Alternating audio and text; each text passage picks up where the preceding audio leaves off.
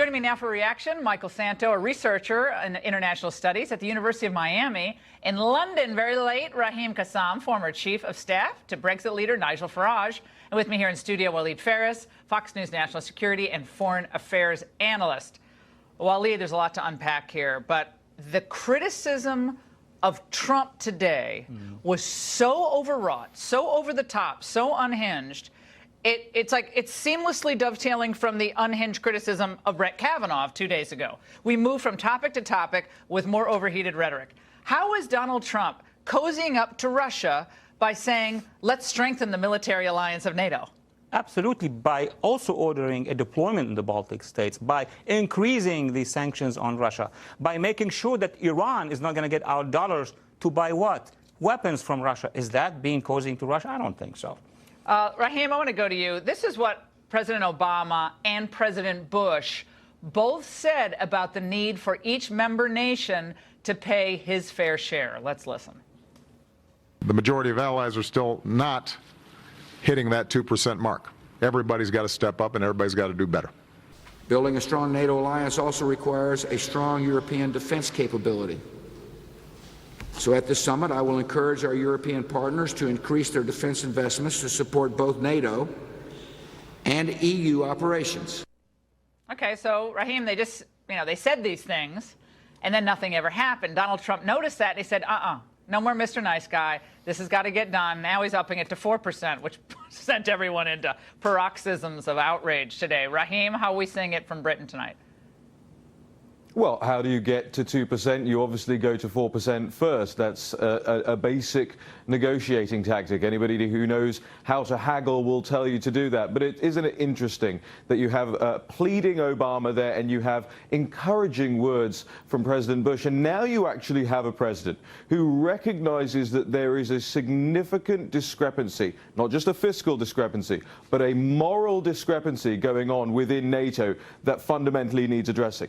The American taxpayer, the American deplorables, have been expected now for decades to act as a protector for these protectorates in Europe. All the while, European leaders insulting the United States, insulting President Trump most recently, and of course, as President Trump has pointed out, turning to Russia for gas when it's convenient for them, and then asking America to look after them militaristically. I mean, the jig is up. And here in London, I can tell you, people are taking what President Trump is saying very, very seriously, because the United Kingdom is one of those few NATO member countries that does meet its 2% GDP, and we want everyone else to do the same in terms of defense spending too. Which is in part why Theresa May was so muted in her reaction to this, not only her problems at home, but look, these numbers, Michael Szanto, don't look great for a European contribution to the military budget of NATO. Let's check it out. Here are the countries that actually meet the 2%. As Raheem said, we have the United Kingdom, of course, the United States, Estonia, Greece, and my half Polish side says Poland. Go Poland. So those are the countries. Everybody else, can't make it. You don't even have Germany with all its money, including all of its money it's making off this Russian pipeline deal. We got to wait till 2024 to get to 2%? Most Americans watching this tonight going, 2024? What are you talking about? Pony up the cash now, or maybe people don't get so much vacation in the summer subsidized by the state. Well, yes, I think that's a valid concern that our allies need to step up. But we all need to step up right now because the Russian threat is more serious than it has been for many decades now. The Russians are probably moving nuclear weapons into Kaliningrad, which violate the INF Treaty. That's the most important treaty that Ronald Reagan was able to achieve, and Putin is violating it right now. They outgun us in the Baltics. So, yes, it's concerning that our allies are not doing as much as they can.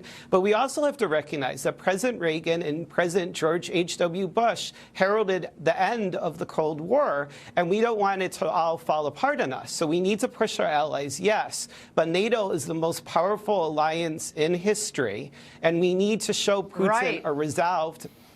I mean, I agree with you, Michael. I think it is the most powerful alliance, but it is not 1975. It's not 1985. This is the year 2018. Soviet Union collapsed 20-plus years ago.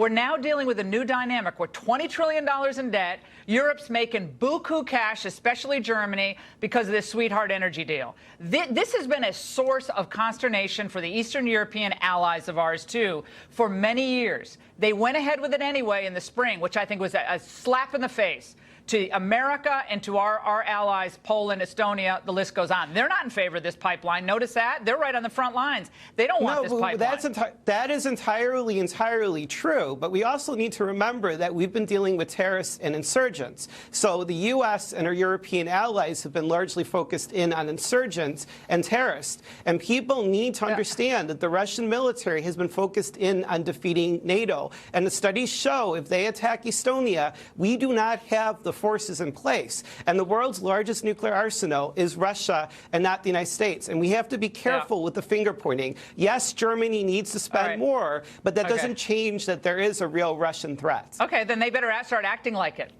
Europe better start acting like it. Waleed, I got to go to you, because you met today with, I think we even have a photo, but you met today with legislators from the European Parliament. A lot of people think Europe hates Trump, Europe hates Trump, Europe hates Trump.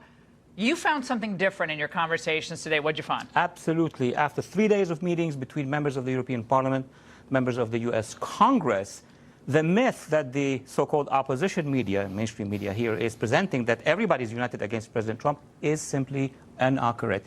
Number one, you have countries inside Europe who align with President Trump on many issues, some on migration, some on defense. You have also Italy changing position, and even Germany. Do we know that now south of Germany basically is aligning with President Trump on some issues? The rise of populism, which people like Richard Stengel, who was on MSNBC this morning, the parade of grim faces. It was like election night all over again. Every time I see the faces, when their faces are grim, I'm almost always in a great mood. I was in a great mood this morning watching their reactions. And this, Raheem, is what Richard Stengel said today after Donald Trump took on Europe for failing to step up, many of these countries, for their military obligations to NATO. Let's watch. Let's also go back to why the European Union itself was formed. It was formed in the aftermath of World War II, where there was a poisonous nationalism that caused 2 world wars in the 20th century that killed more than 100 million people. The EU was meant to get around and away from that toxic nationalism, right? But who's bringing it back? Donald Trump. America First is toxic nationalism. Oh my God, again, Raheem, there is banality after cliche after bromide. Put it on a bumper sticker and try to sell it somewhere, because Americans aren't buying that. Globalism gone awry is what gave birth to nationalism, where people are like, wait a second, why have my wages not gone up in like 20 years as all these guys keep getting richer in the elite class? Your reaction to that toxic nationalism charge, given your association with Nigel Farage, UKIP, and the rise of the movement in Europe?